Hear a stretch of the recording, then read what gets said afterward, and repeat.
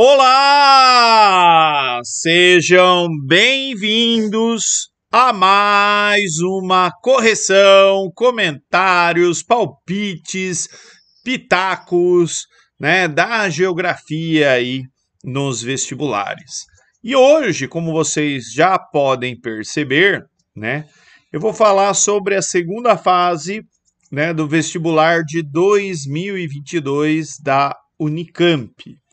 Mas antes aí de falar das questões interdisciplinares de ciências da natureza, como está aqui, eu quero mostrar algumas outras coisas para vocês. A primeira delas é o site da Convest, da Comissão Permanente para Vestibulares da Unicamp. Aqui do lado tem, né, provas dos anos anteriores, né? Daí tem, ó, ingresso, né, ou vestibular, porque depois, né, de 2018, 19, passou a ser várias modalidades além do vestibular, né, por isso que está ingresso aqui. E se a gente clicar, tem, né, o vestibular de 2022, vestibular indígena, pelo Enem, pelas vagas olímpicas. O que nos interessa aqui é o vestibular de 2022. Eu queria mostrar, ó, que aqui tem as provas de segunda fase e aqui embaixo tem as respostas esperadas. Então, vou abrir aqui, ó, habilidades específicas, né? Tem as provas de segunda fase aqui do ladinho.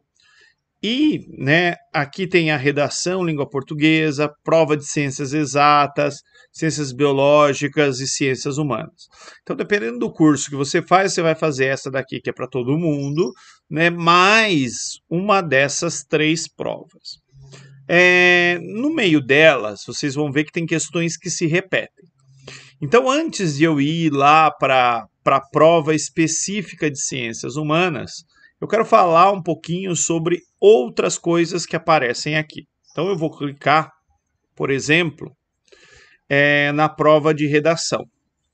A prova de redação, né, ela vem aqui com a explicação da prova, como você vai fazer, mas para o que nos interessa, deixa eu até diminuir aqui o zoom, tem as propostas de redação. E assim, eu disse, né, em várias provas que eu já fiz, que essa parte aí do mundo digital, de como as pessoas estão vivendo no mundo digital, né, ela tem se tornado aí bastante importante em todos os vestibulares, na nossa vida também de maneira geral, e que, né, a geografia ela está preparada, né, para incluir isso oficialmente no seu currículo. Isso acontece hoje de maneira informal, né? Por exemplo, numa escola que eu leciono, eu ministro aí um itinerário sobre mundo contemporâneo digital, mas, né, eu acredito que outros professores de geografia também falam sobre isso, né, nas suas aulas convencionais. Então, aqui o tema da redação da primeira proposta do ano passado foi bem legal, onde você seria aí um influencer, né, e teria que fazer um textão. Acho que no ano retrasado, né, você tinha que falar sobre podcast, né? Você tinha que preparar um texto para podcast. Então é algo que está aparecendo bastante nos vestibulares.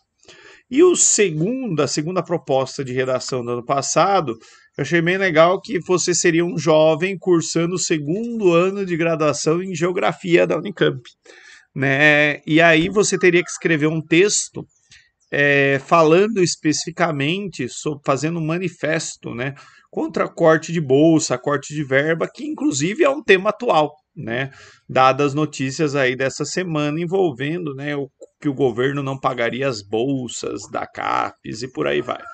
Então tem essas questões que todo mundo fazem, e tem uma delas aqui nessa prova que a geografia podia dar uma mão, né? Mais precisamente a questão 10. E aí o que eu fiz, né? Como é uma prova dissertativa, eu recortei as questões que têm algum interesse, coloquei elas aqui, ó, num arquivo Word, né? E vou respondendo elas aqui, digitando junto com vocês. É uma questão em inglês. O meu inglês, ele é um pouquinho precário. Deixa eu brigar com o meu cachorro aqui. E então, assim, eu vou comentar por cima, né, o que eu entendi, como se eu estivesse fazendo a prova, né, fazendo aí uma leitura superficial do texto. Lembro a vocês que como eu sei geografia, né, e muitas das coisas aqui aparecem em aulas de geografia, por exemplo, a gente fala sobre a ONU, a gente fala sobre convenções da ONU, né, e a gente fala sobre genocídio. Então aqui tem um texto, né, da ONU, né, do Escritório de Prevenção de Genocídios, né? E aí ele vai falar um pouquinho sobre isso, né? A Convenção de Genocídio foi a primeira dos tratados de direitos humanos adotados pela ONU em dezembro de 1948, né? E um marco para a comunidade internacional, né, que se comprometeu a que nunca mais as atrocidades que ocorreram durante a Segunda Guerra Mundial, né, voltassem a acontecer de novo. De acordo com o documento, o genocídio é um crime que pode ser cometido tanto em tempo de guerra quanto em tempo de paz. E de acordo com esse artigo 2º da Convenção, né, o genocídio significa aí uma série de atos, né, que tem a intenção aí de destruir total ou em parte, né, um determinado grupo de pessoas aí religiosas, raciais, com características étnicas ou nacionais aí de um determinado país ou de um determinado lugar. Né? E aí ele vai definir o que seriam atos de genocídio. Por exemplo, matar as pessoas desse grupo. Causar danos mentais ou físicos a pessoas desse grupo. Infligir condições, né, que impliquem aí o seu risco de vida ou levem à sua destruição física, por exemplo, esterilização. Impor medidas, né, que vão prevenir nascimentos de pessoas desse grupo, transferir crianças, né, de um grupo para pessoas de outro grupo, ou seja, você quebra aí a continuidade, tipo filhos de índios que são criados por brancos. E aí ele pergunta, né, por que a adoção desse documento é significativa para a história? Ela é significativa por ser um marco, né? Então é a primeira vez, né? Então como que eu vou fazer aqui? Vou pôr assim, ó, letra A, como se eu estivesse numa prova. Eu uso bastante o rascunho. Então vocês vão ver, eu começar a escrever, eu vou apagar, vou voltar de novo, mas é como se eu estivesse fazendo um rascunho, tá? E aí depois, né, eu deixo exibida aí a resposta final, daí é só dar pause, ler com calma, né? Mas lembra assim, uma prova dissertativa, ela não tem uma única resposta correta. Existem várias possibilidades, várias formas de você formular, construir a sua resposta. Tá? Então, por que a adoção desse documento é significativa para a história? Né? Primeiro, porque foi a primeira vez, né? Primeira vez que a ONU, né, e seus países membros se comprometeram, né, com uma política ou medida para proteção de comunidades humanas vulneráveis.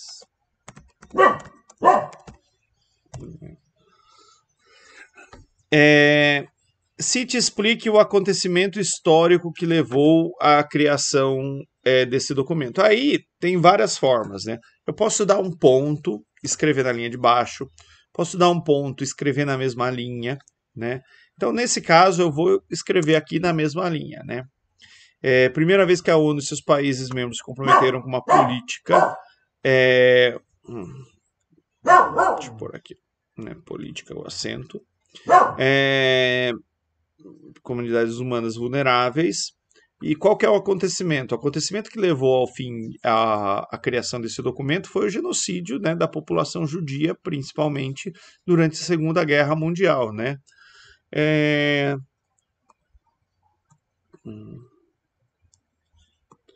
Depois do genocídio perpetrado pelos alemães na Segunda Guerra Mundial se escreve maiúsculo. Guerra Mundial contra a população judia. Letra B. Além dos assassinatos de membros de um grupo específico, cite outro ato, segundo o artigo 2, que caracteriza o genocídio.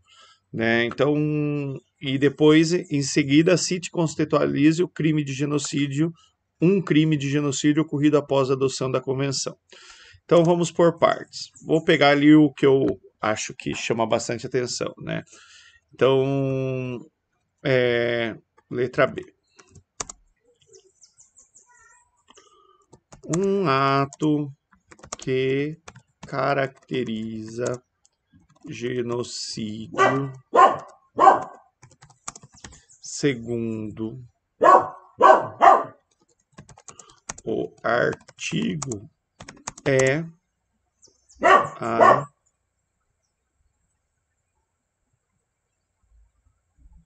criação de criação de crianças, fica esquisito, né? Então, vou falar das crianças que vão ser criados. Essa é a promoção de atos de esterilização forçada de populações, impedindo-as de terem filhos. E depois, cite e contextualize um crime de genocídio ocorrido após a adoção da convenção e reconhecido pela ONU. Aqui daria para citar, por exemplo, o genocídio dos Tutsis pelos Hutus em Ruanda, na África. Então aqui, né, eu dei um exemplo. E aí eu quero mostrar uma coisa que tem nesse site aqui. Existe ali as respostas esperadas, né? Então se eu vier aqui, eu vou ver a grade de correção, né? Então ele vai mostrando aqui, ó, uma maneira, né, uma resposta esperada, uma forma de construir a resposta. Deixa eu deixar mais alto aqui para vocês visualizarem. Então nessa questão 10. A adoção do documento é significativa da história por marca o comprometimento da comunidade internacional de não repetir as atrocidades cometidas durante a Segunda Guerra Mundial. O acontecimento histórico que motivou a criação foi o Holocausto, marcado pela perseguição e extermínio de grupos humanos que não se encaixam no projeto nazista de afirmação da superioridade ariana. Ele deu mais detalhes, né? A minha é mais simples, mas está dentro do que foi pedido. Letra B. Segundo o documento, o crime de genocídio ocorre quando alguns dos seguintes atos, além do assassinato de membros do grupo, é identificado: danos físicos ou mentais, imposição de condições de vida que tem a intenção explícita de causar a destruição física do grupo, imposição de medidas com a intenção de prevenir nascimentos dentro de um grupo, transferência à força, né? Então o que eu falei está aqui, né? Prevenção de nascimentos. E exemplo, ele deu o mesmo exemplo que eu, né? Genocídio em Ruanda, né, quando a população Tutsi foi assassinada pelos Hutus. E ele dá um outro exemplo aqui do massacre de Srebrenica na Iugoslávia. Também a gente fala disso nas aulas de geografia. Tá? Então aqui, né, um exemplo de questão que não estava na prova oficial de geografia, mas que todo mundo teria que responder. Tá? Além disso, voltando aqui na prova, se a gente voltar aqui, ó, tem prova de ciências exatas. Então, na prova de ciências exatas, se a gente for ver aqui, ó, não tem nenhuma questão de geografia, tem interdisciplinar de ciências humanas, só que essas duas questões, né, que tem nas outras, é sobre modernismo né, aqui sobre índios na história, não é sobre geografia, então eu não vou me preocupar com elas, tá?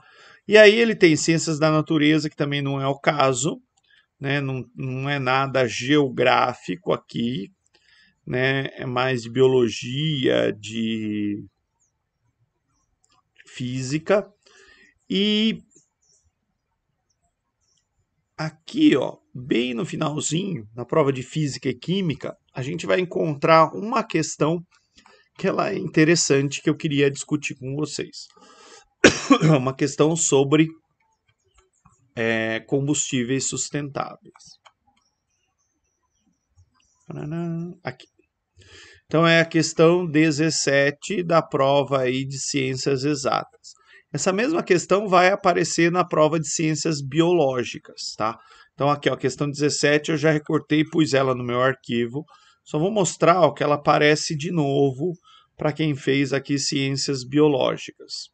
Então, quem fez ciências biológicas, essa mesma questão 17, né, sobre o hidrogênio aqui, combustível do futuro, ela apareceu. Então, como ela é interessante, eu vou discuti-la com vocês.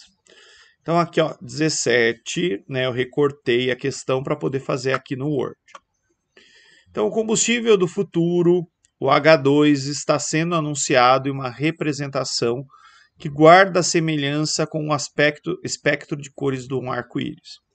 O hidrogênio verde é produzido pela eletrólise da água, eletrólise alimentada por fontes renováveis de energia como a eólica, solar e hidráulica. Todas as outras cores envolvem fontes não renováveis de energia, as quais se utilizam ou não da eletrólise. O marrom é produto da gaseificação de carvão mineral. O cinza é obtido a partir da reforma do gás natural. Para os H2 marrom e cinza, os gases emitidos na sua produção, inclusive o CO2, vão para a atmosfera.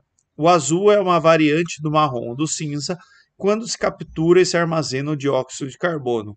O hidrogênio, contudo, pode ser classificado com outras cores.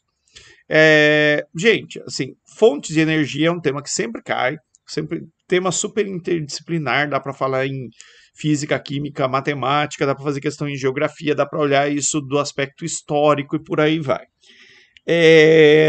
Nesse caso, a gente pode olhar para isso, né, com base naquilo que a gente viu em geografia. A letra A, de acordo com as informações do texto, indique critérios gerais usados para classificar o H2 nas diferentes cores. Aqui, eu fiquei meia hora pensando para entender o que esses caras queriam, né? Então, critérios gerais usados para classificar o hidrogênio nas diferentes cores. Eu li, reli, né? Então ele vai falando assim, ó. Hidrogênio verde é produzido pela eletrólise da água, eletrólise alimentada por fontes de energia. Hidrogênio cinza é obtido a partir da reforma do gás natural. Azul é uma variante do marrom do cinza quando se captura. Então, né, assim, critérios gerais que a gente vai usar para classificar, eles têm a ver com a maneira como esse gás, né, o hidrogênio, ele vai ser produzido. Então, a primeira coisa é analisar aí a fonte. Tá? Por exemplo, eu posso tirar isso da água, ou eu posso tirar o hidrogênio do gás, eu posso tirar o hidrogênio do carvão mineral, né? Então, a fonte de obtenção do H2. Acho que é assim, né? Segundo critério, posso ver se ele vai emitir gás, né? Então, assim, por exemplo, ó, marrom, a fonte, fonte de obtenção do H2, né? Se ele vai se vir aí de uma fonte renovável ou não renovável. Né? Depois, o segundo passo é a emissão de CO2, né? É um outro critério, porque a gente vai ter, por exemplo, ó, se eu estou obtendo da água, eu não tenho emissão de CO2. Se a gente obtém aí do carvão mineral, né, vai emitir aí CO2, né? Então, emissão de CO2, né, se ela é ausente, né, ou presente. E aí um terceiro critério aparece aqui quando ele fala do azul, né? O azul é uma variante do marrom do cinza quando se captura e armazena o dióxido de carbono, né? Então, assim, no caso da emissão de CO2 presente, eu posso criar a partir daí um outro critério, né? Se esse CO2 vai ser armazenado ou, né, CO2 lançado na atmosfera. São maneiras aí de classificar, tá? Na letra B, considerando as condições ambientais climáticas no ano de 2021, bem como as composições da matriz energética e a matriz elétrica brasileira, comente separadamente os desafios para a implementação do H2, né, verde e azul como fonte de combustível alternativo. O verde é aquele produzido pela eletrólise da água e essa água vem de fontes renováveis, né? Então, assim, teoricamente, vamos lá, na letra B. Analisando a matriz energética brasileira, existe... Nossa, escrevi errado analisando. Ops, erro. Não pode errar, né? Tinha uma época que eles descontavam. Eu não sei se agora ainda desconta erro de português, eu acredito que sim. Analisando a matriz energética brasileira, existe uma condição favorável. Aliás, deixa eu voltar aqui, ó. Hidráulica, ó, 65% da matriz elétrica. Então, matriz elétrica do Brasil, existe uma condição favorável. Então, voltando aqui, analisando a matriz elétrica do Brasil, existe uma condição favorável para a produção do hidrogênio verde, pois a maior parte da produção de eletricidade do Brasil é oriunda de fontes renováveis.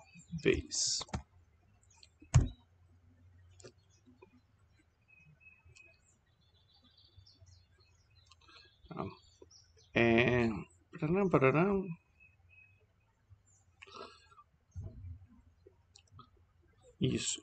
Só que assim, ó, se a gente olhar aqui na matriz, ó, na matriz só de eletricidade, 65% da eletricidade vem da fonte hidráulica, né?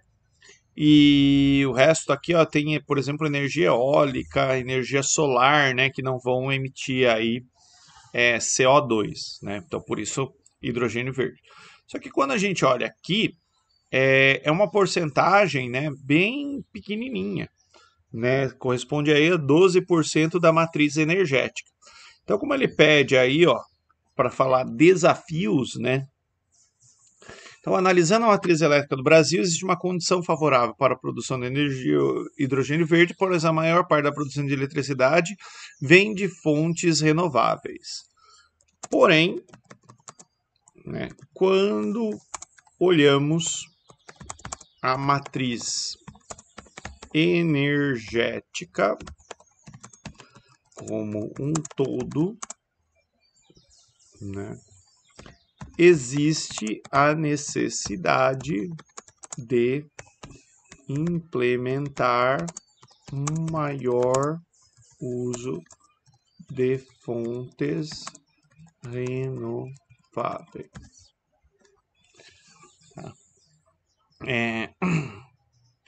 E agora do azul. O hidrogênio azul, ele fala da variação, né? Aliás, o azul ele diz aqui, ó, que o hidrogênio ele vai ser armazenado. Ele é uma variante do marrom quando se armazena o dióxido de carbono. Gente, isso é caro e é difícil de fazer. Então, o segundo tópico aqui.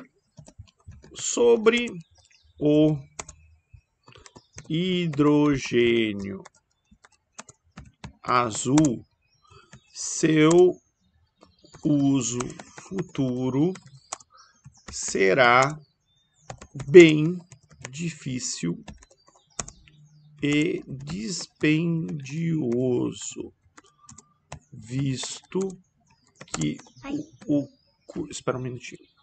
Visto que o custo para o armazenamento e posterior reuso de CO2 ainda é muito elevado. Ponto. Então, eu falei aqui das duas coisas que o exercício pediu, tá? É uma coisa que eu esqueci de falar. Quando você vai escrever uma prova, uma resposta dissertativa, use, né? Eu usei ali um oriundo, não sei o que, fazer uma graça, mas via de regra, usa termos simples, escreve de maneira simples, tá? É como se você estivesse escrevendo para alguém que não sabe nada do assunto. Continuando. Então, respondemos aqui a 17. Só que aqui, ó, na prova de ciências biológicas, tem uma outra questão interessante, né? Ela não está na prova das ciências exatas, mas essa questão 16, ela é interessante para nós aí do ponto de vista geográfico. E aí eu também, né, separei. Ó, tem uma antes. É a questão 11, né, para quem fez aí ciências biológicas. Isso é uma questão que envolve bastante geografia. Talvez dentro da prova de biológicas é que envolve mais geografia, porque a gente fala bastante disso. Então, questão 11. O levantamento realizado pelo MAP Biomas apresenta o impacto do fogo sobre o território nacional. Aproximadamente 167 milhões de hectares de área foram queimados ao menos uma vez no Brasil entre 85 e 2020, sendo que 65% da área total queimada era ocupada por vegetação nativa. Então aí ele vai mostrando, né, os lugares onde tem mais queimada. Percebam que o lugar que tem mais queimada é o número 1 e que quem prestou atenção nas aulas de geografia de vegetação sabe que isso aqui é cerrado. Né? Número 2, aqui em cima, floresta amazônica. Né? Então, letra A. Bioma com maior área queimada acumulada possui grande variedade de ambientes e de paisagens, fitofisionomias. Cite 2 tipos de formação vegetal desse bioma e explique uma motivação para ação associadas às queimadas nesse bioma. Então, vamos lá. Né? Ele fala das fitofisionomias. Eu queria mostrar para vocês aqui uma figurinha clássica. Só procurar assim, fitofisionomias do Cerrado.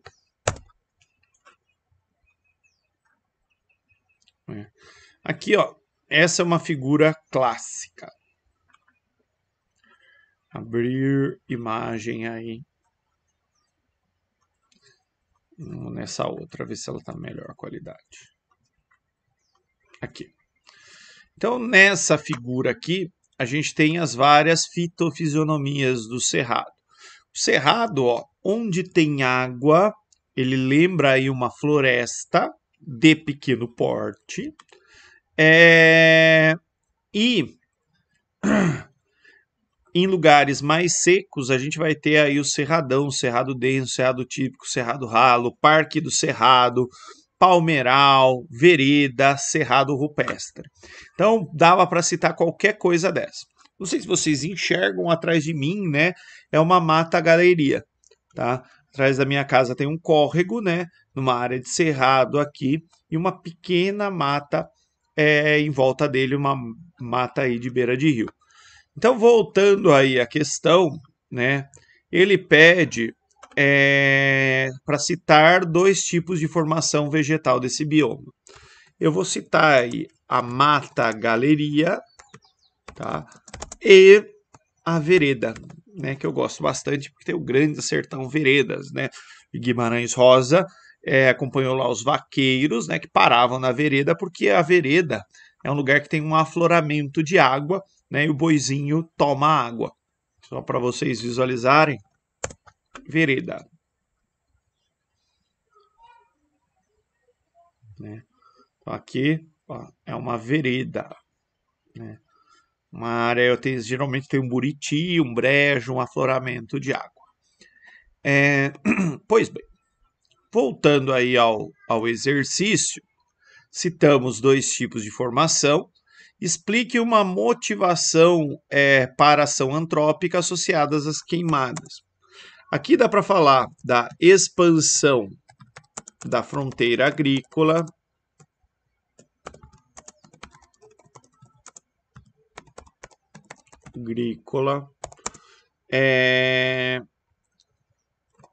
terras baratas incorporadas à agropecuária para criação de gado e cultivo de soja.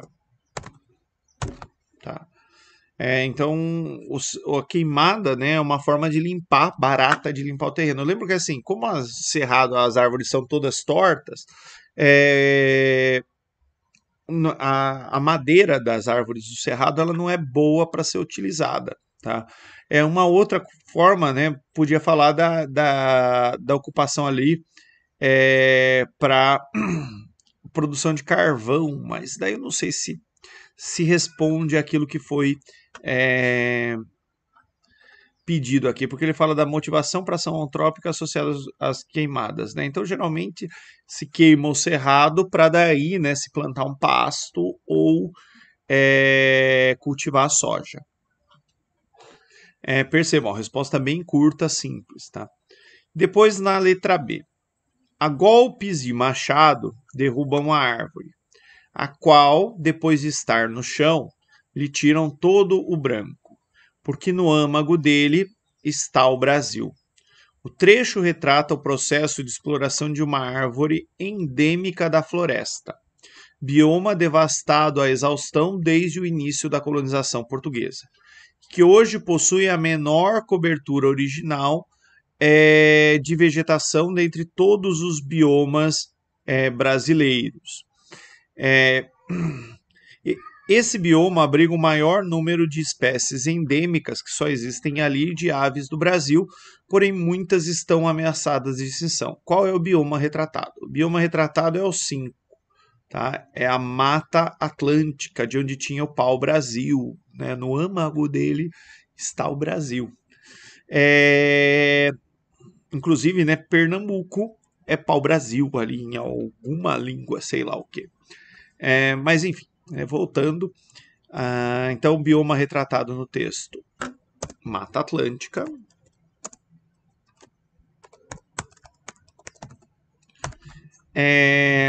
E a importância ecológica das aves para a recuperação das áreas degradadas. A ave voa, ou seja, ela se espalha, né, por uma área grande. Geralmente as aves comem os frutos, fazem cocô, né, e no cocô das árvores, das aves, né, cai lá a sementinha. Né? Tem algumas aves até que plantam, né? Tem, por exemplo, a gralha azul esconde sementes de araucária, né? Mas não é o caso aqui. Então, a grande importância das aves, né, é a disseminação da semente. Por voarem em longas distâncias, auxiliam no processo de disseminação das sementes, as quais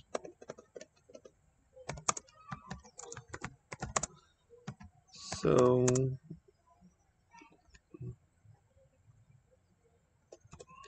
evacuadas junto com as suas fezes.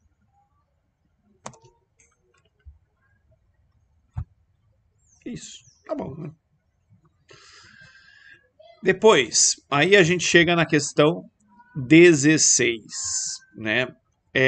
Eu já vou aqui para o meu direto, tá? Só para vocês se localizarem, né? Questão 16, ó, também na prova de ciências biológicas, tá? Cidade lá da Indonésia, que eu nem vou me atrever a falar o nome. Então, cidade da Indonésia, foi aplicado um método que usa bactérias, o Wolbachia, em mosquitos. Com isso, reduziram em 77% os casos de dengue. Deixa eu tomar uma água que minha garganta já está secando. Estudos preliminares com o mesmo método realizados pela Fundação Oswaldo Cruz demonstraram resultados promissores com redução de até 77% dos casos de dengue nas áreas que receberam os Aedes aegypti com Wolbachia, do que quando comparado com áreas que não receberam. Os resultados sugerem que a bactéria compete por recursos e dificulta a replicação dos vírus da dengue, sendo então menos provável que o mosquito cause infecção quando pica alguém. Considerando as informações apresentadas no enunciado, qual é o nome do método de controle de vetores utilizado nessa cidade, né, para a redução dos casos de dengue? Cite duas vantagens desse método.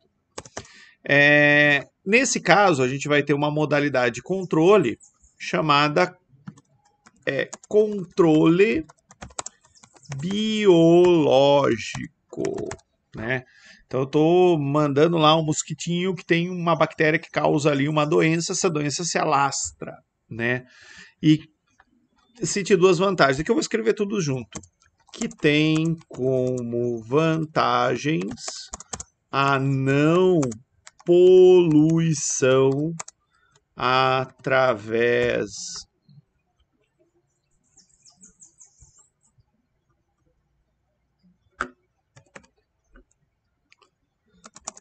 do uso de inseticidas e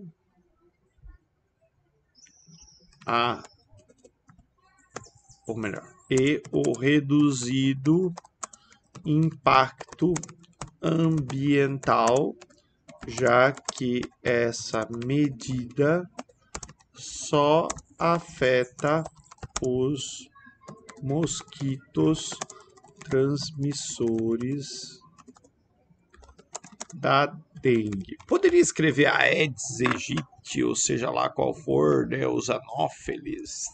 Poderia, mas eu corro o risco de errar, então os mosquitos transmissores só afetam os mosquitos transmissores da dengue e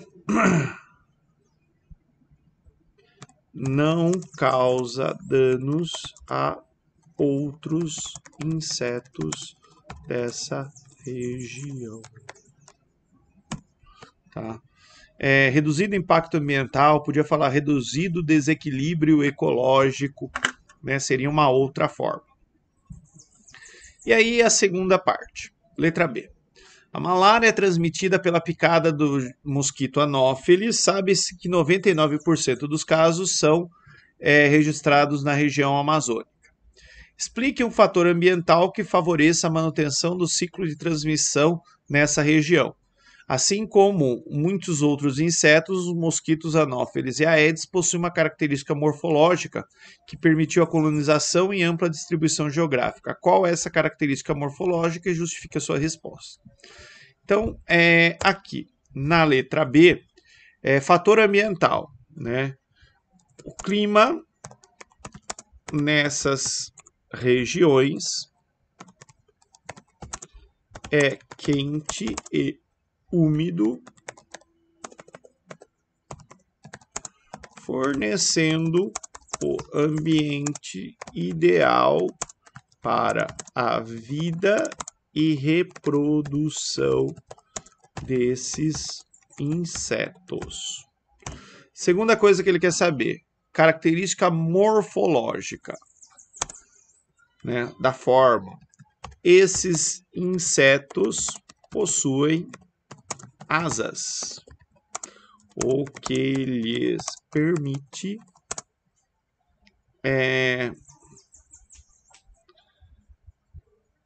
circular por grandes espaços ou grandes áreas. É isso. E aí, continuando, finalmente a gente vai para a prova de ciências humanas, né? Então aqui, ó, resposta da questão lá de ciências biológicas 16. A próxima já está na ciências humanas. Então vamos lá. Paraná, paraná. Língua portuguesa. Eu tenho que voltar aqui. Então, ciências humanas e artes. Ah, não, aqui são as respostas esperadas. As provas. Aqui só para vocês visualizarem. Então, eu venho aqui, provas de ciências humanas. É aqui que vai estar a maioria das questões de... Desculpem, meus filhos interromperam aqui. Então, aqui, ó, tem... né, um monte de questões de geografia, 5 questões de geografia, mas na prova de história tem uma questãozinha que dá para a gente dar um pitaco geográfico, mas não é uma questão de geografia, que é a questão 11. Ó, eu até coloquei ela aqui para dar uma facilitada. Deixa eu só achá-la aqui para vocês verem que eu não estou mentindo. A questão 11 de história, né? Dá para a gente usar um pouco de geografia aí para falar dela. Por quê? Numa das partes ela fala aí do contemporâneo. Então, né, tem aqui um texto, grande recusa do corpo, não se dá apenas no campo da sexualidade, a luxúria passa a ser cada vez mais associada à gula. Por isso, as recomendações da igreja passam a se dirigir tanto à carne quanto à boca. Os pecados da carne e os pecados da boca passam a caminhar de mãos dadas. Assim, a embriaguez é reprimida também como uma forma de controlar os camponeses e os bárbaros, muito apreciadores de bebedeiras. A indigestão é igualmente associada ao pecado. A abstinência e o jejum dão o ritmo, portanto, do homem medieval. Gordo, oposto ao magro. Carnaval que se empanturra contra a quaresma que se jejua. A tensão atravessa o corpo medieval. A partir da leitura do texto e dos seus conhecimentos sobre a Idade Média, responda às questões. Então aqui, ó, se te explica as tensões do período medieval no corpo, né? História, não vou falar disso.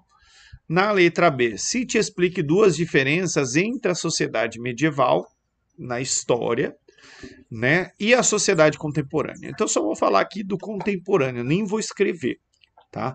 Mas assim, a gente discute isso também no contemporâneo em geografia, né? Essa questão dos valores estéticos, daquilo que a nossa sociedade considera como corpo ideal, que por muito tempo, né, você precisava ser magrinho, sarado, você tinha que se enquadrar num determinado padrão de beleza. E hoje, né, a gente com mais vontade rediscute isso. A gente rediscute, né, o que é beleza. Então, nessa segunda parte era para fazer esse contraponto. Tá? Eu só quis comentar porque em geografia a gente também fala um pouquinho disso, né? De como esses valores de beleza eles estão sendo revistos, né? Até as empresas, né, pararam de usar os modelos ali que se enquadravam num determinado padrão de beleza, né? E agora usam pessoas mais próximas aí do que seria a normalidade, porque você só vai comprar um produto se você se identificar fisicamente com ele, né? Não é mais aquilo que eu desejo ser, né? Ou ser de acordo com o padrão que me é imposto, né? Mas hoje em dia a gente está entendendo que cada um é único, cada um é especial e a gente merece ser valorizado em função disso, tá? Em geografia a gente fala um pouquinho sobre isso. Voltando lá para a prova de ciências humanas, na parte de história tem também uma questão que é a número 15, que trata também de um tema que a gente discute em geografia. Porque em geografia a gente fala de Guerra Fria, a gente fala, né, da Alemanha que foi dividida ali durante, né, o pós-Segunda Guerra Mundial. Então, nesse contexto aqui, dá para a gente discutir algumas coisas. Então, 30 anos atrás, o muro veio abaixo, marcando o início do que parecia ser uma nova era de abertura e de internacionalismo. Em 1987, o presidente Ronald Reagan foi ao portão de Brandemburgo, na Berlim dividida, e desafiou seu homólogo na União Soviética, o Gorbachev, né, falando: senhor Gorbachev, derrube esse muro. 2 anos depois, o muro caiu. Berlim, a Alemanha e, por fim, a Europa estavam unidos de novo.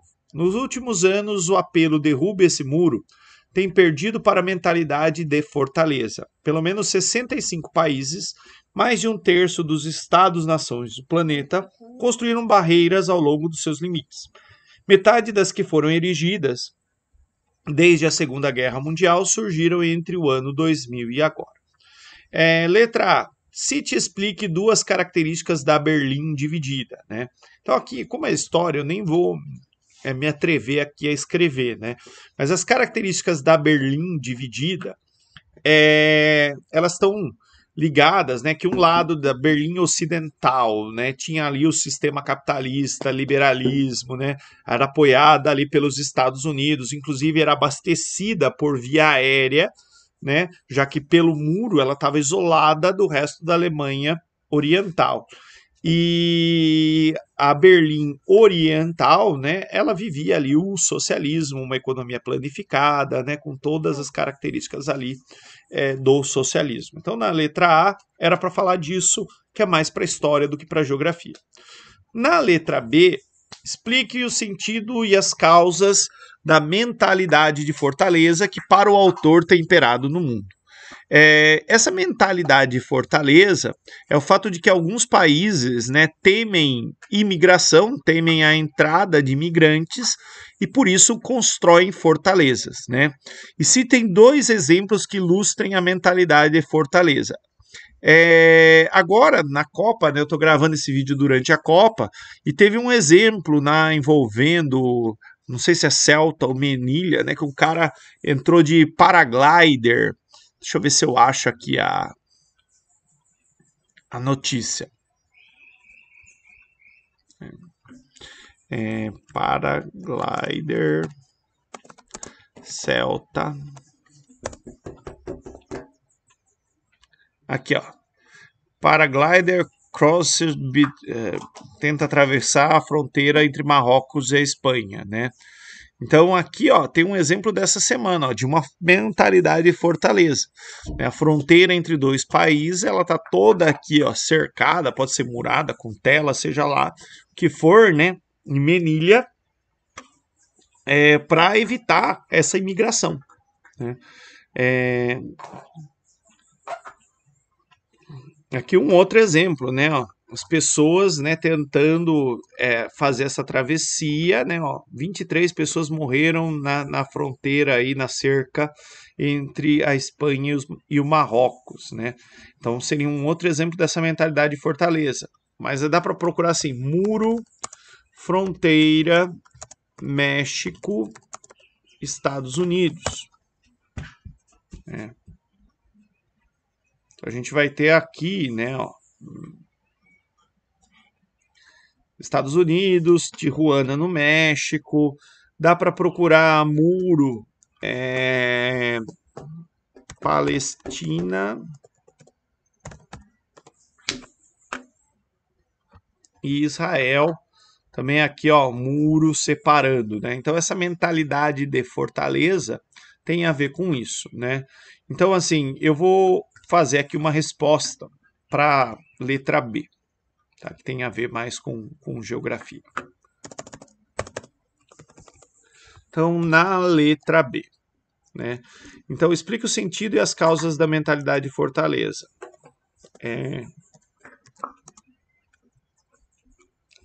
Negócio chato.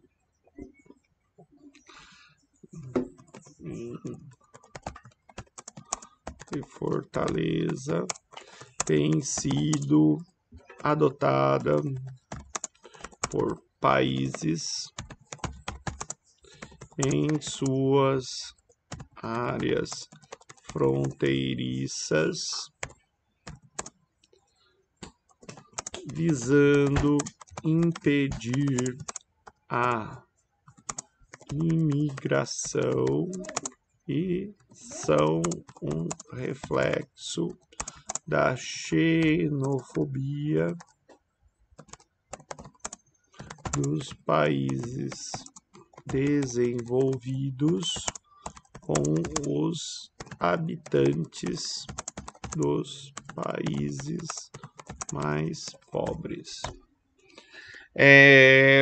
E dois exemplos.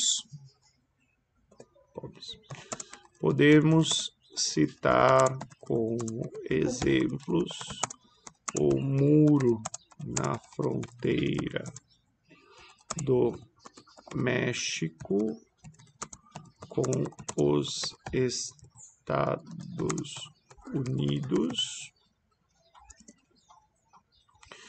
e o muro em Israel que separa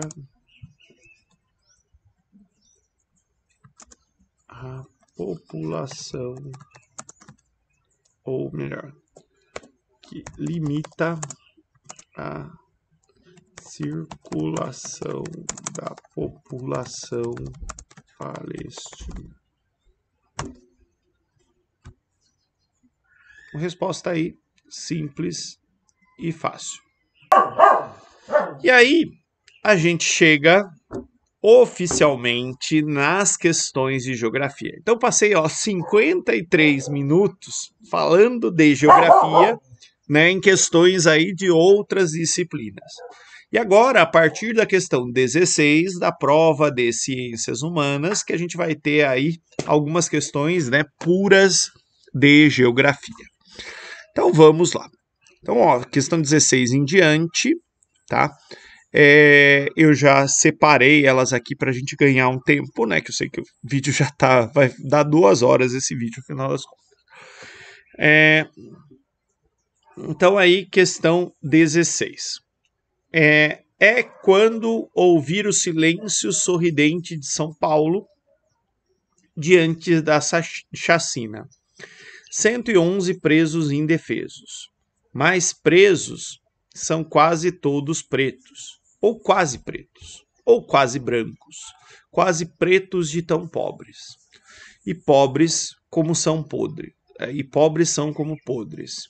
E todos sabem como se tratam os pretos. A música denuncia o massacre do Carandiru, ocorrido em 92 na cidade de São Paulo.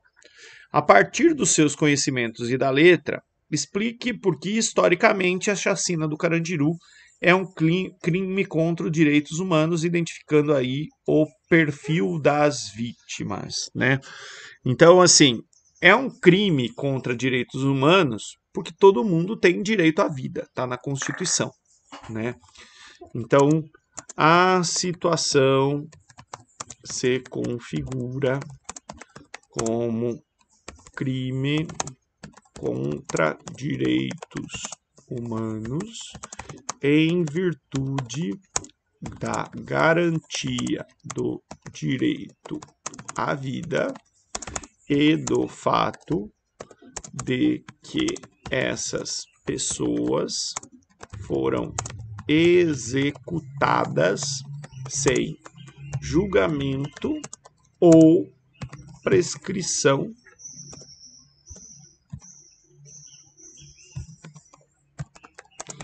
na lei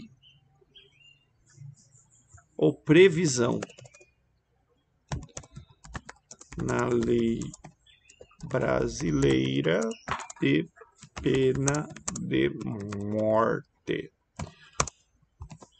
Como os executados, na sua maioria, são negros e pobres, pode-se atentar também para um crime contra um grupo específico. Tá.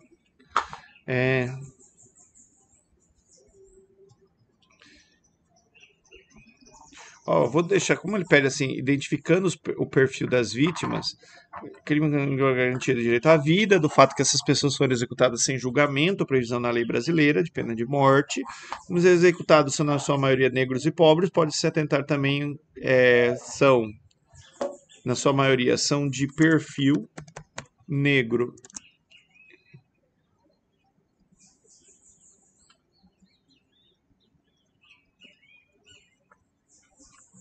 Acho que nem precisa, fica esquisito.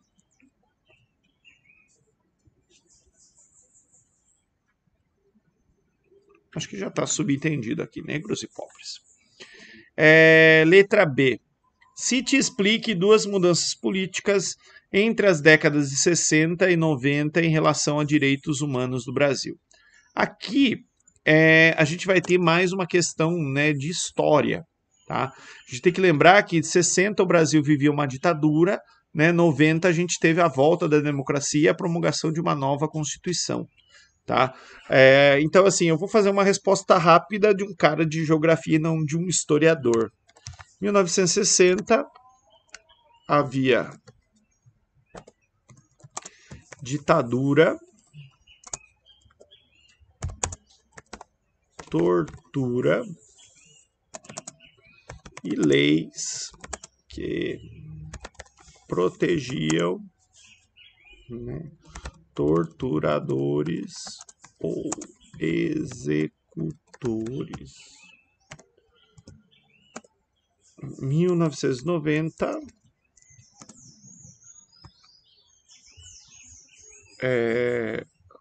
no pós-volta da democracia, havia uma nova Constituição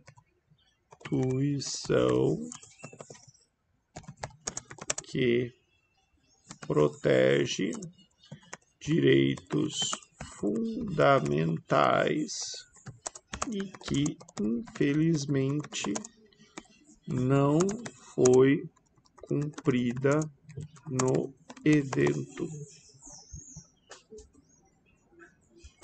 do massacre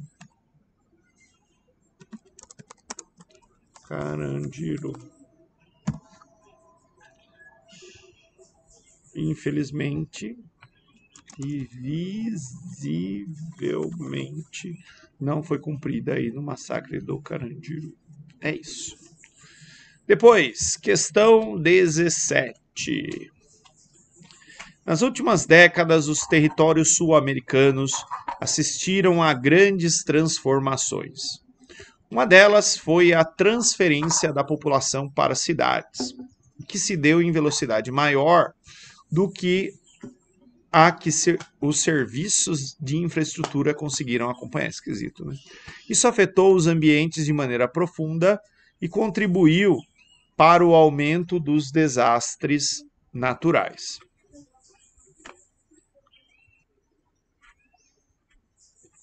A tabela a seguir, retirada da mesma fonte, apresenta algumas metrópoles sul-americanas situadas na Cordilheira dos Andes, isso é uma informação muito importante, com população acima de 750 mil habitantes, e apresenta também riscos de eventos que promovem desastres naturais. Então tem aqui as cidades, né, Bogotá, Caracas, La Paz, Lima, Quito e São Tiago, população dessas cidades, e aí os problemas, né?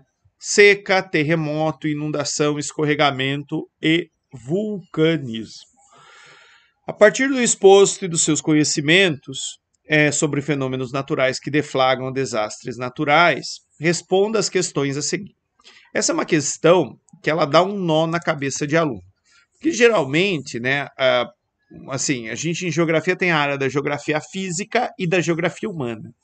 E ela quer saber as duas coisas, né? Então, assim, a letra A é de geografia física e a letra B de geografia humana.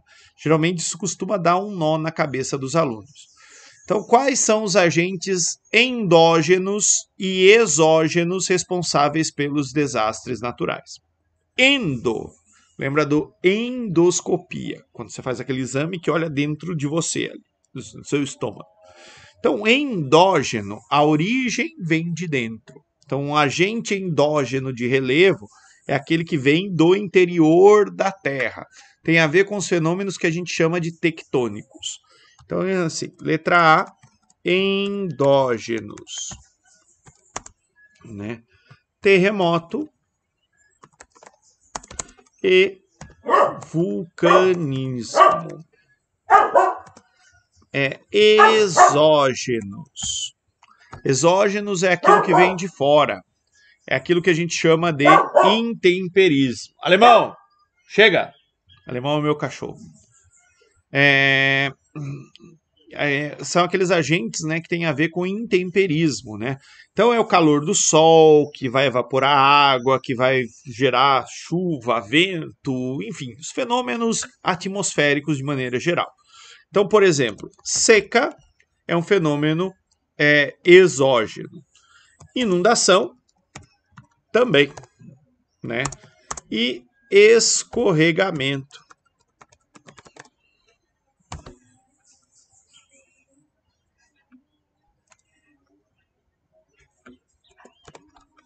Respondi aqui letra A. Letra B. 4 características comuns do processo de urbanização das metrópoles sul-americanas situadas na região andina. Gente, Bogotá na Colômbia, Caracas na Venezuela, Santiago no Chile, Quito no Equador, Lima no Peru, La Paz na Bolívia. Então, assim, todas cidades de países subdesenvolvidos, pobres, né?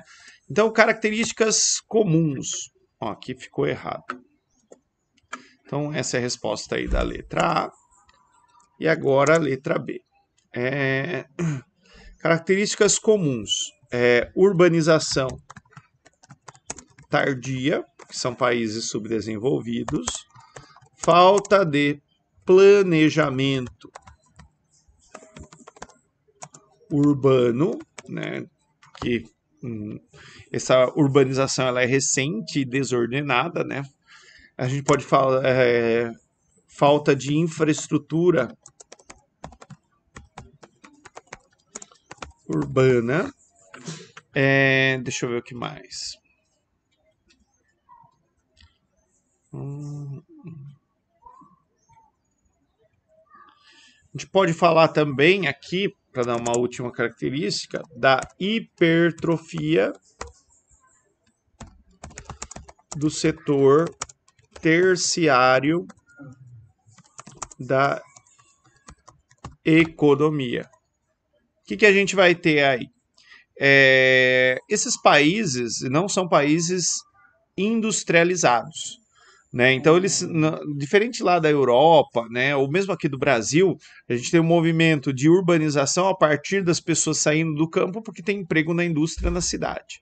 No caso desses países, né, as pessoas saíram do campo, foram viver nas cidades, mas foram trabalhar no setor de serviços, né? Por isso, hipertrofia do setor terciário, principalmente serviços aí de baixo valor, tá?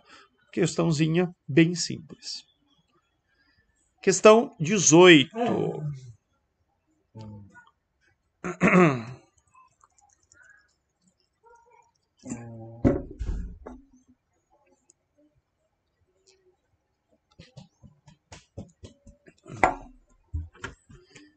A água na natureza apresenta diversos mecanismos de mobilidade entre os diferentes ambientes da superfície terrestre. Esse processo é sintetizado no ciclo hidrológico. O modelo esquemático abaixo apresenta por ano o volume médio de água mobilizado por diferentes mecanismos de transferência. E ele vai mostrando aqui, ó, tudo legendado. PO, precipitação dos oceanos. PC, precipitação nos continentes.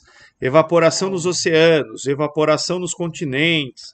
Transferência da atmosfera do oceano para o continente, fluxo de água subterrânea, fluxo total para os oceanos. Então, com base na ilustração e no seu conhecimento sobre o ciclo da água, o tema que sempre cai de diferentes formas, né? Super interdisciplinar aqui, né? O professor de biologia pode falar disso, o professor de química, de física também. Explique o processo de transferência das águas da atmosfera dos oceanos para o continente, citando 2 fenômenos meteorológicos decorrentes dessa transferência. Então, como se dá aí a transferência de água dos oceanos, né, para os continentes? O processo de transferência de água dos oceanos para os continentes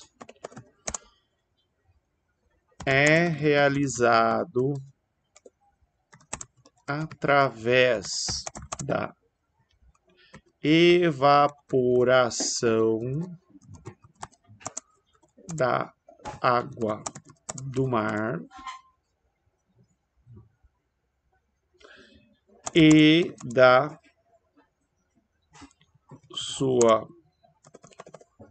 do seu transporte através dos ventos, massas de ar, brisas e zonas de convergências. Não precisava citar tudo isso, né? Podia só fazer o transporte através dos ventos. Aqui, eu vou deixar bonitinho, né? Ficava melhor se tivesse entre parênteses.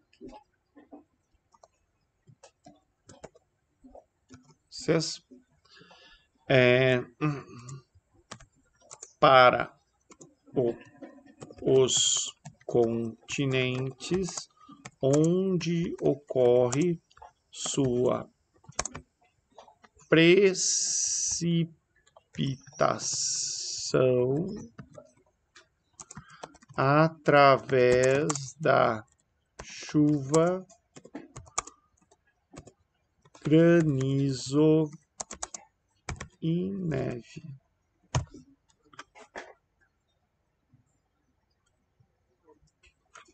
Vou pôr toda a resposta aqui inteira.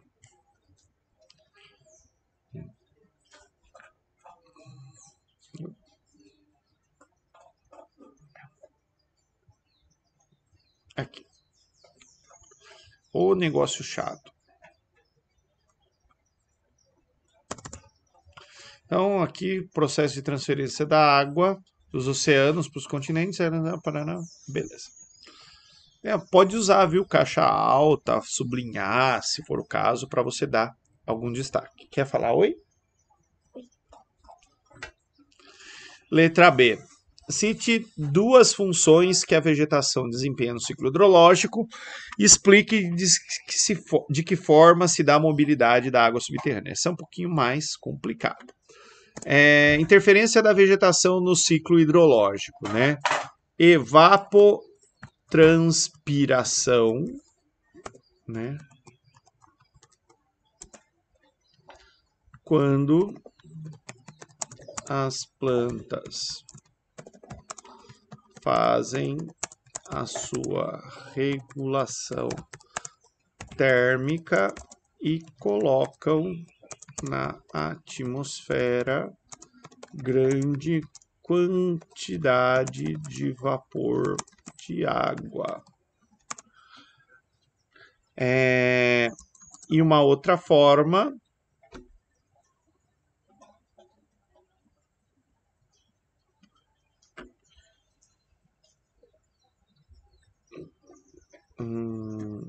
é através das raízes. Eu só estou pensando em como que eu vou escrever isso.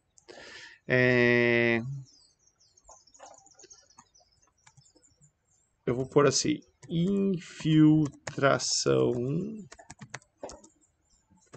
por maiúscula, vai. Infiltração radicular. O sistema de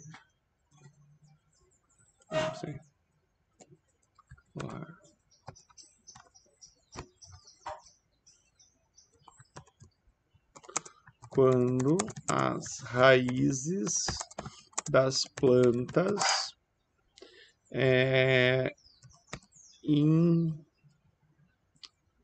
facilitam a infiltração da água no lençol freático e a manutenção da umidade do solo. Pronto. Respondi metade. Explique de que forma se dá a mobilidade da água subterrânea.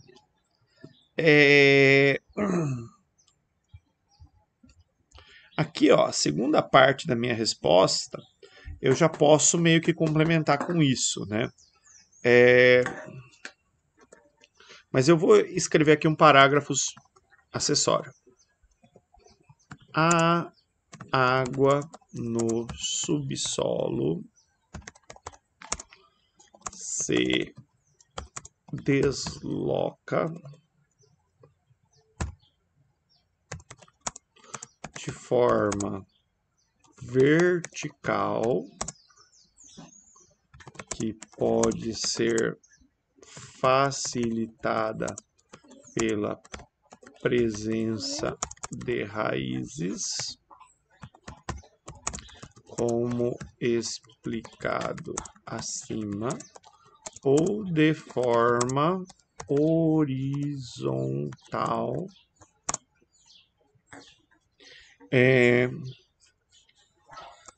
de acordo com as características geológicas e pedológicas do terreno.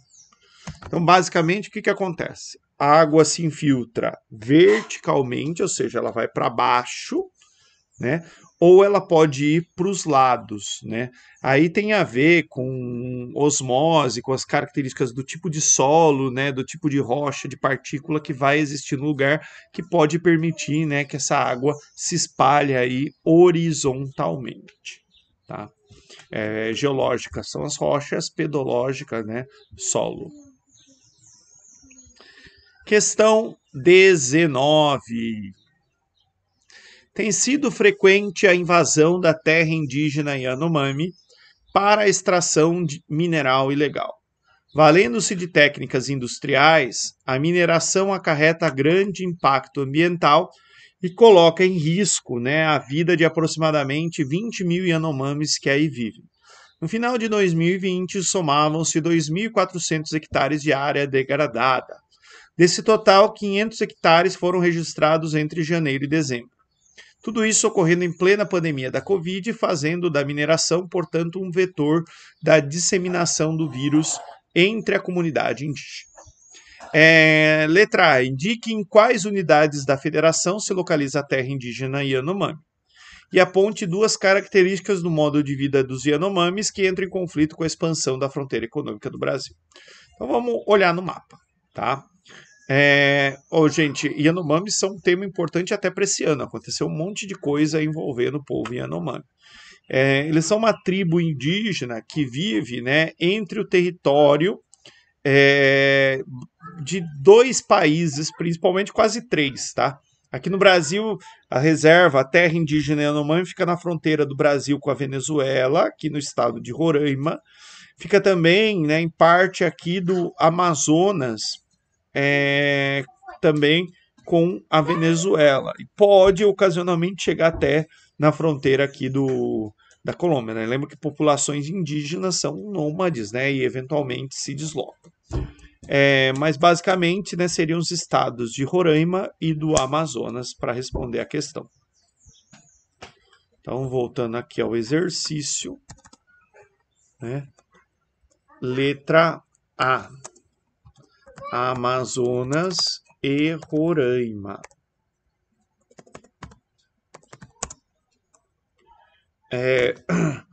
Duas características do modo de vida, né? Eles vivem do extrativismo. Yanomamis vivem do extrativismo e, portanto, a expansão, ele chama de fronteira econômica, isso?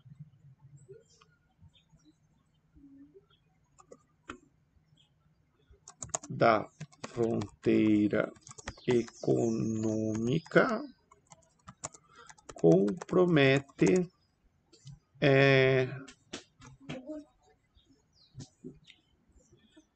e o desmatamento das suas terras compromete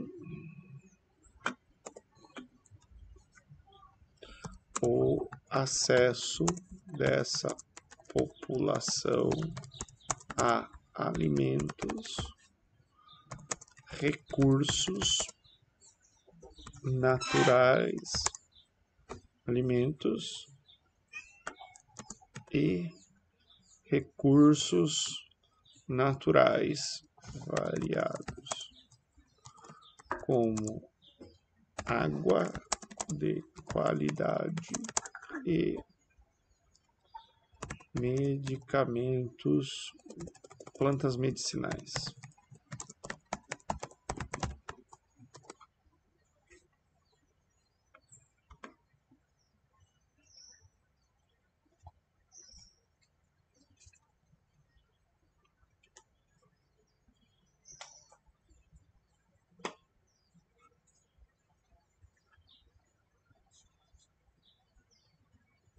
Isso.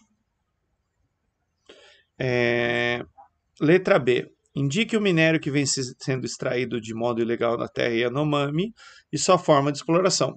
Pessoal, só vai para esses lugares, né, quem está buscando aí coisas que valem muito. Então, no caso da terra Yanomami, é garimpo de ouro, né? Então, o mineral é o ouro extraído através de garimpos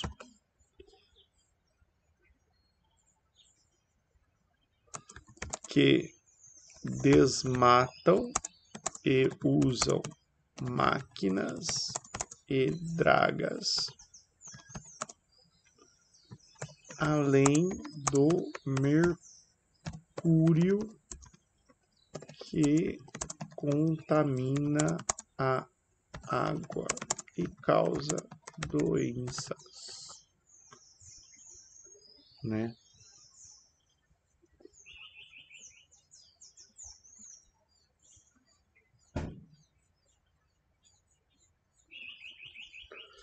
Então, desmatamento, dragão, mercúrio, isso.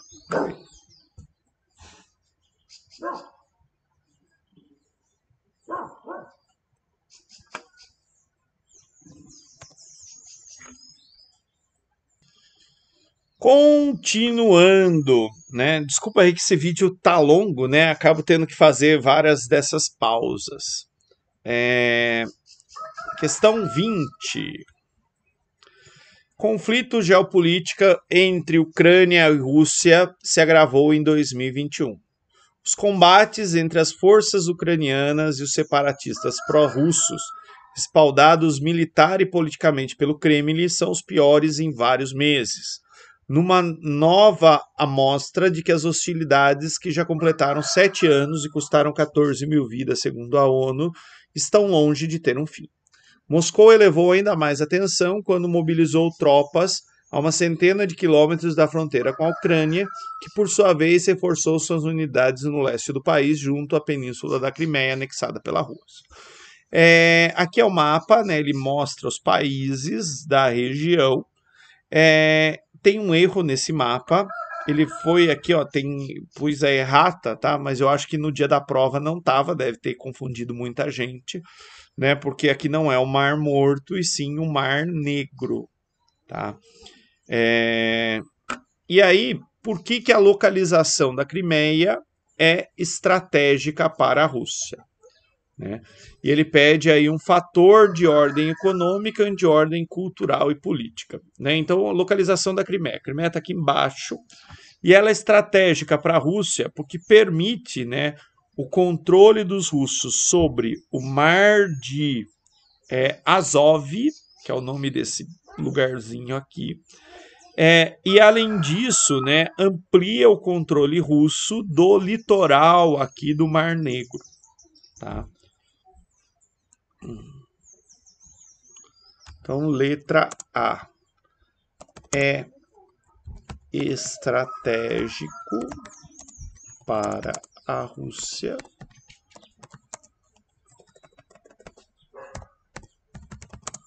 pois o controle da Crimeia amplia o controle da Rússia. Vai ficar bonitinho. Amplia o controle desse país sobre o Mar Negro e o controle total sobre o Mar de Azov.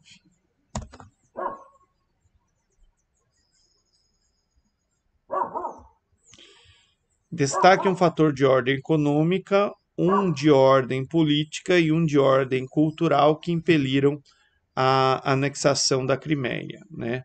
Então, fator de ordem econômica. Vou continuar aqui na letra B. Econômica. Controle de gasodutos e de reservas de petróleo e gás dessa região. Ele quer também ordem cultural. Não. População de origem étnica cultural russa.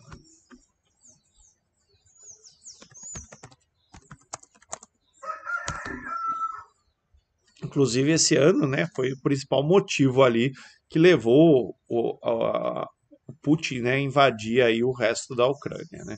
Ó, nessa parte aqui do leste tem bastante russos. E político, tá? Que era o segundo.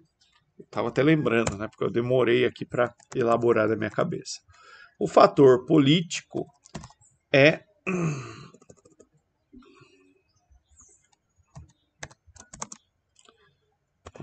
político com a retomada da influência russa no leste europeu que havia entrado em decadência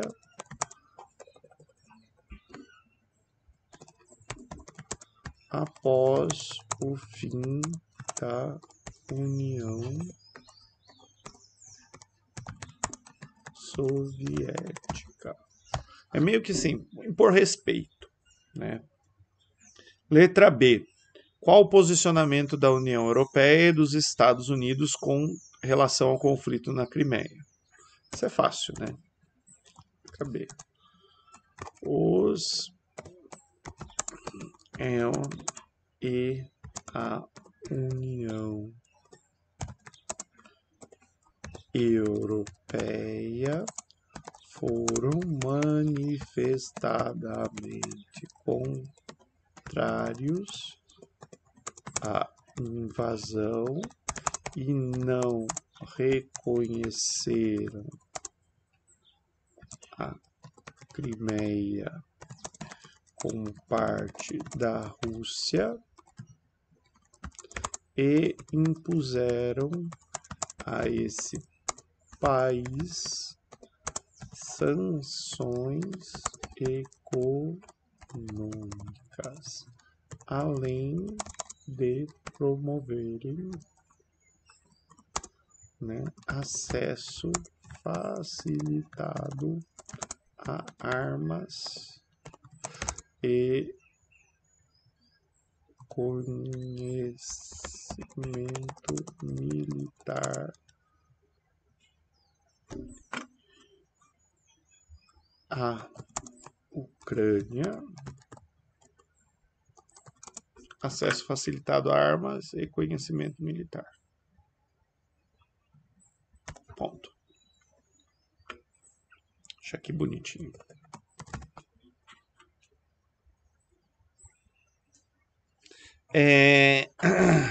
Questão 21. Tá acabando, só tem mais duas.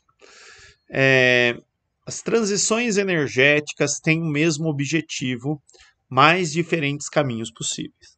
As trajetórias eleitas em cada país e região do mundo dependerão da disponibilidade de recursos naturais, das condições internas, como tecnologia própria ou apropriada, políticas públicas e financiamento. Cada país transitará para sistemas energéticos mais limpos e flexíveis segundo as suas virtualidades, o que não significa o completo abandono de fontes de energia do passado que podem seguir presentes na matriz energética, ainda que perdendo a sua importância relativa. Sobre o tema destacado, responda: o que é a transição energética e o que significa a descarbonização da economia? Bem, letra A. Transição energética significa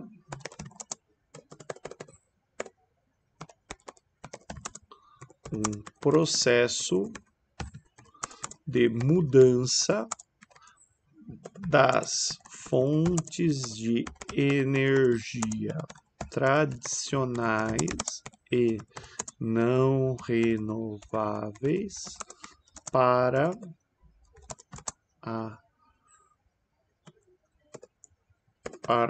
um maior uso de fontes renováveis. E nesse processo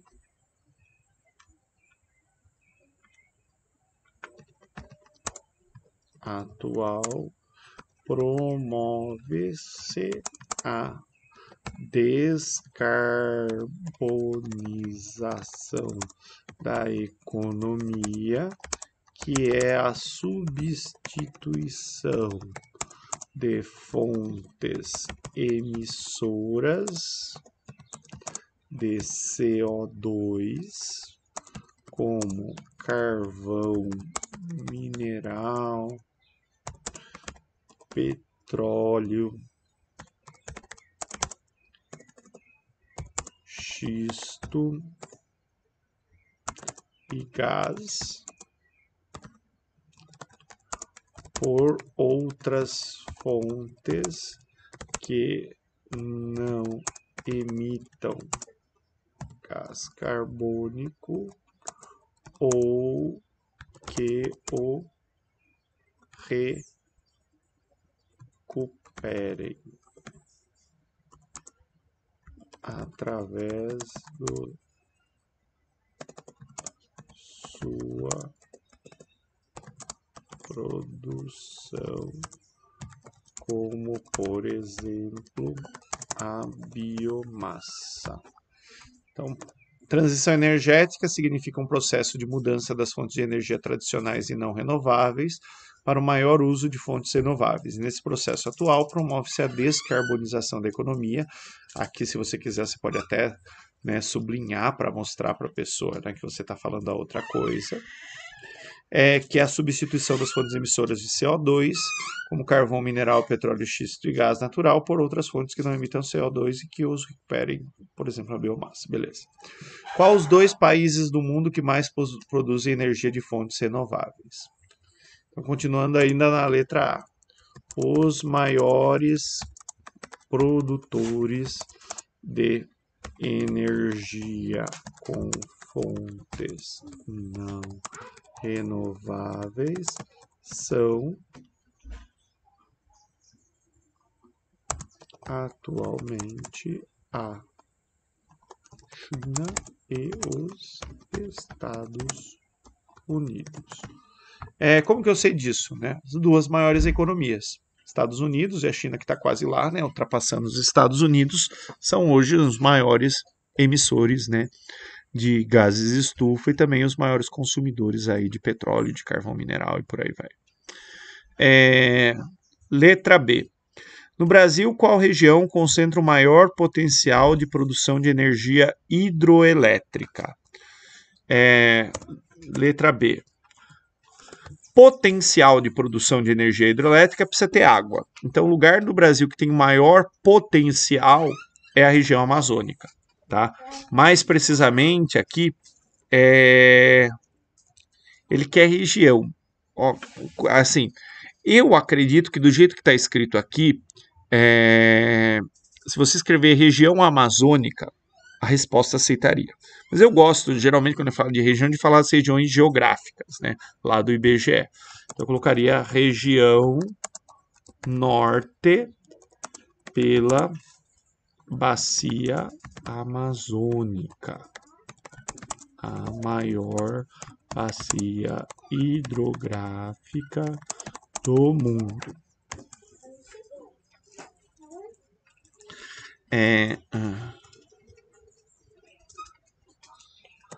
Maior potencial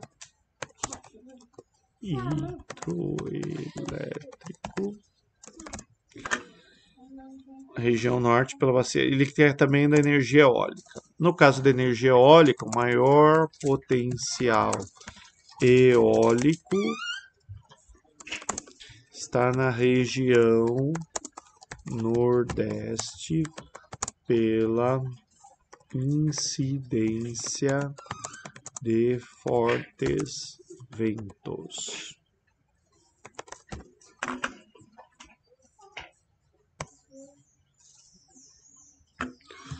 Principalmente durante o inverno. Lembrando que assim, né, hoje o maior potencial hidrelétrico instalado está no sudeste do Brasil. Tá? No Brasil, que região concentra o maior potencial? Explique a diferença entre fontes renováveis convencionais e não convencionais. Né? Fontes renováveis convencionais são aquelas de tecnologia antiga,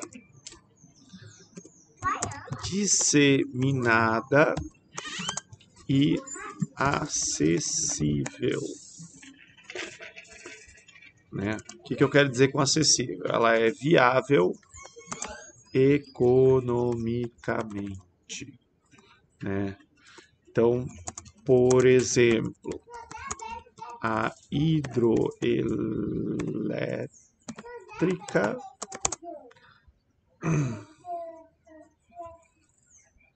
e biomassa. No caso, por exemplo, do carvão vegetal.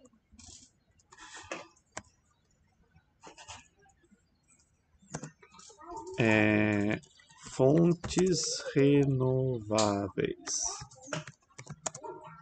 não convencionais são aquelas de tecnologia recente, não disseminadas e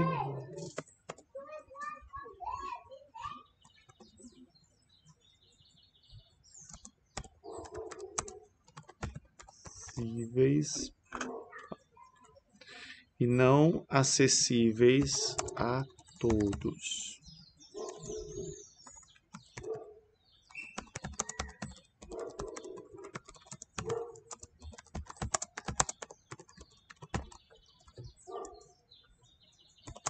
Por exemplo, solar,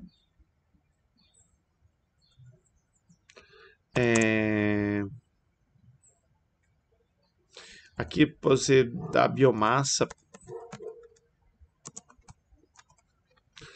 lixívia, biodiesel, etanol, celulose e fusão nuclear.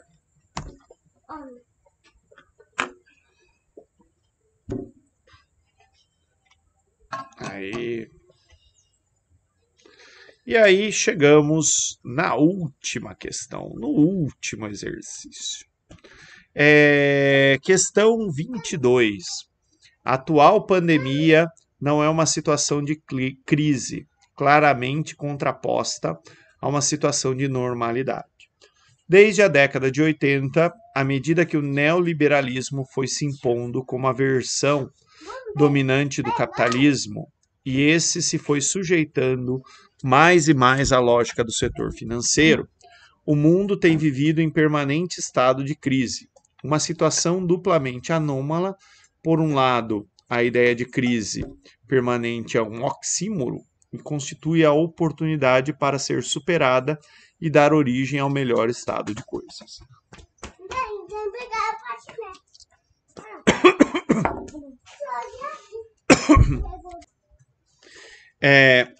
Vamos lá, desculpe. Letra A. Diferencie, né, epidemia, pandemia e sindemia. E responda por que a pandemia não atingiu igualmente a todas as classes sociais. Desculpe, eu tive uma crise aqui de tosse. Então vamos lá. Letra A. Coisa chata. Então, assim, epidemia, né? Ocorrência maior de casos de uma determinada doença.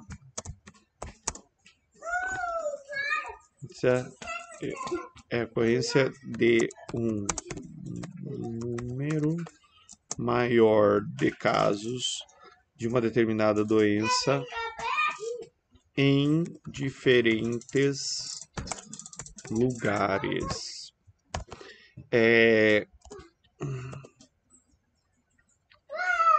Pandemia, ocorrência generalizada de um grande número de casos de uma determinada doença.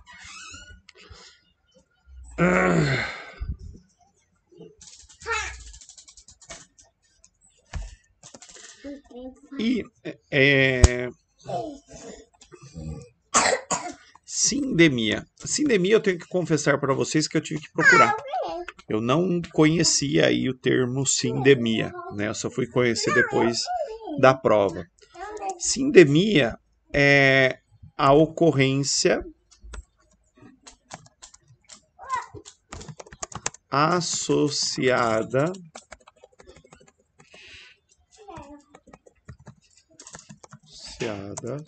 de diferentes doenças no mesmo tempo em diferentes lugares. Então, por exemplo, na época da pandemia, teve um pessoal que começou a ter gripe e Covid, né? Isso poderia caracterizar uma sindemia. Um outro caso que tem se falado é da desnutrição e obesidade, né? As pessoas se alimentam mal, então tem carência de alguns nutrientes, mas ao mesmo tempo estão acima do peso, né? Isso caracterizaria também aí uma sindemia. Continuando a letra A. Responda por que a pandemia não atingiu igualmente todas as classes sociais.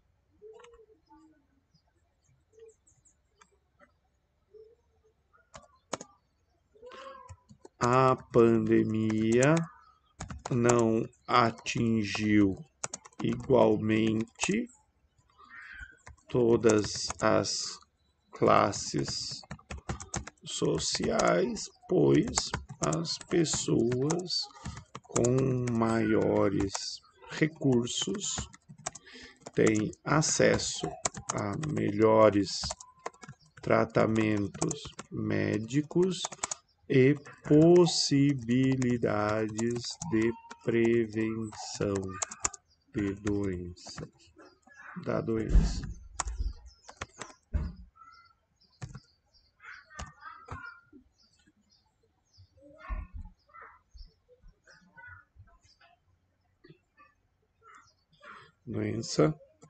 Do que as populações de menor renda precisam se expor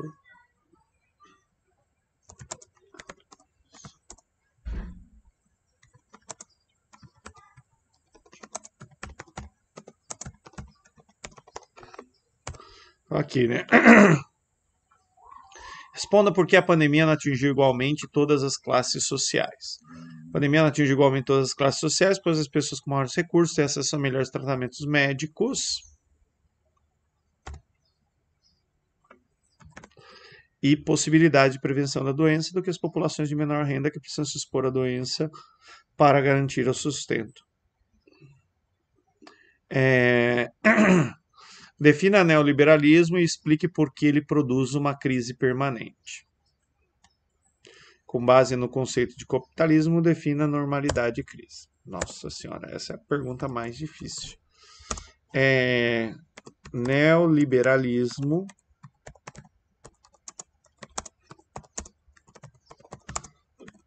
tema de governo que busca a retomada dos ideais liberais,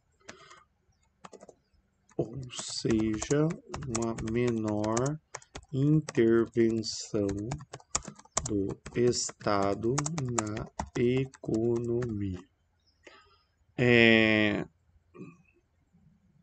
Explique por que ele produz uma crise permanente.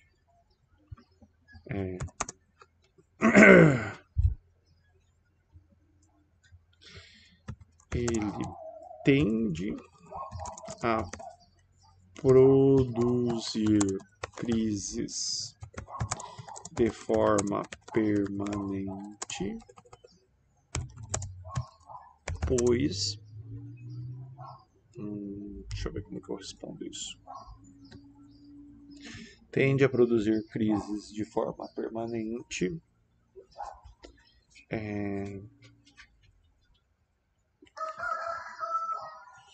pois sem a intervenção estatal, o capitalismo está sujeito a crises, especulação de aumento de demanda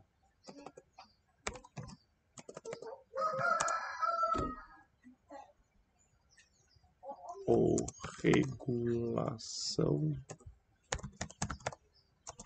sujeito a crise de especulação de aumento de demanda ou de oferta.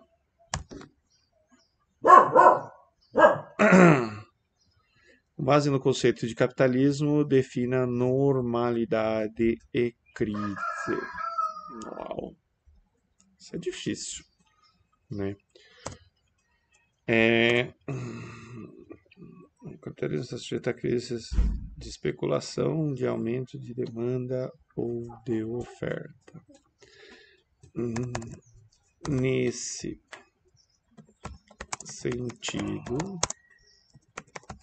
crises são parte importante do funcionamento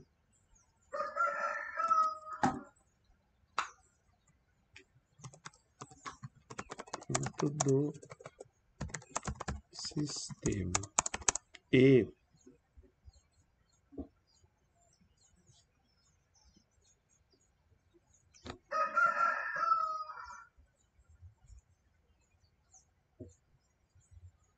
deixa eu ler de novo. O liberalismo é um sistema que busca a retomada dos ideais liberais, ou seja, uma menor intervenção do Estado na economia, e ele tende a produzir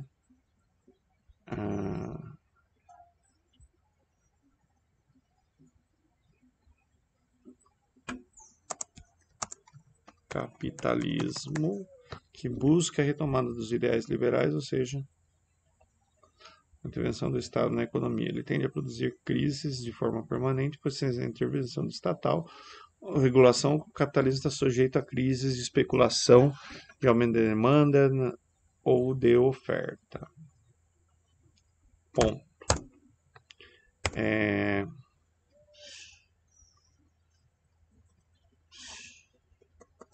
Oferta.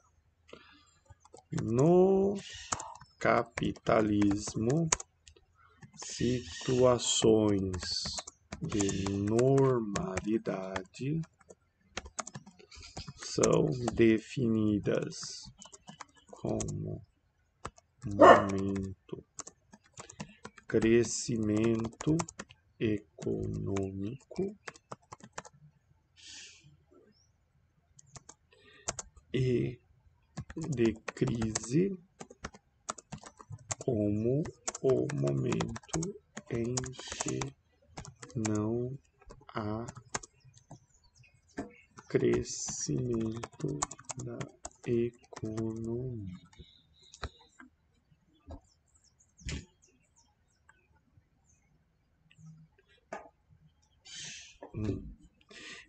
Por que eu fiquei pensando aqui, demorando? Porque, assim, a crise ela faz parte do sistema capitalista e a crise ela também gera oportunidades, né? Então, assim, num momento de crise, a gente vai ter muita gente desempregada, a economia não funciona bem de maneira geral para a maioria da sociedade, mas tem muita gente que ganha muito dinheiro em momento de crise, né?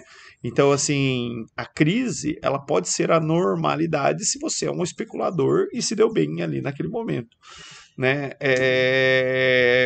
Então, assim, para você, o que eu estou querendo dizer?